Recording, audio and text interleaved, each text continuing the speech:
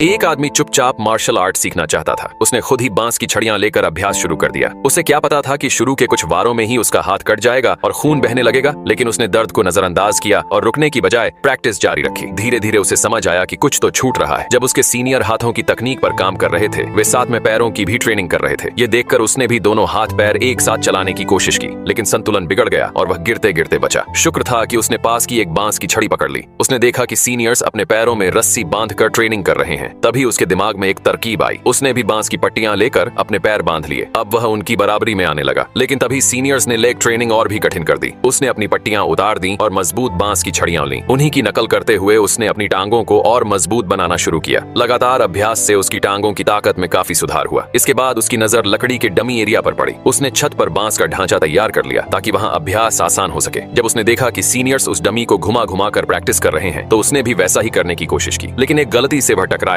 और गिरने ही वाला था कि खुद को संभाल लिया। सीनियर्स ने डमी को और तेज घुमा दिया ताकि उसे चुनौती दी जा सके, लेकिन वह घबराया नहीं। उसने हाथों की चालें ध्यान से देखी और अभ्यास जारी रखा। इसी दौरान मास्टर वहां आ गए, लेकिन उसे इसका अंदाजा तक नहीं था, क्योंकि बांस की छत अभी पूरी नहीं बनी थी। मास्टर ने उसे ट्रेनिंग रूम में आने से मना कर दिया। उस आदमी ने कहा कि उसने जमीन को नहीं छुआ, इसलिए वो तकनीकी रूप से अंदर नहीं आया। मास्टर ने डमी को जोर से मारा। डमी तेजी से घूमी और वह लड़खड़ा गया। दूसरी बार मास्टर ने ऐसा मारा कि वह उड़कर बांस के ढांचे में जा गिरा। मास्टर के जाने के बाद वह फिर से चुपचाप अभ्यास करने लगा। तभी उसने देखा कि एक सीनियर गलती से चोटिल हो गया। वह इतना घबरा गया कि बांस की छड़ी हाथ से छूटते छूटते बची, लेकिन अब तक की ट्रेनिंग ने उसे इतना मजबूत बना दिया था कि वो तुरंत संभल गया। कुछ दिन बाद बांस की छत पूरी हो गई, लेकिन मास्टर ने उसे शिष्य बनाने से साफ मना कर दिया। उन्होंने कहा, छत तोड़ दो और अपने घर लौट जाओ। यह सुनकर वह गुस्से से भर गया। उसे लगा मास्टर ने वादा तोड़ा है तो वह क्यों माने। फिर दोनों के बीच मुकाबला हुआ। इस बार मास्टर की कोई भी चाल उस पर असर नहीं कर सकी। अब वह हर चीज में निपुण हो चुका था। तभी मास्टर ने बताया कि उसने जानबूझकर उसे छत बनाने को कहा था, ताकि वह बिना किसी की नजर में आए मार्शल आर्ट सीख सके।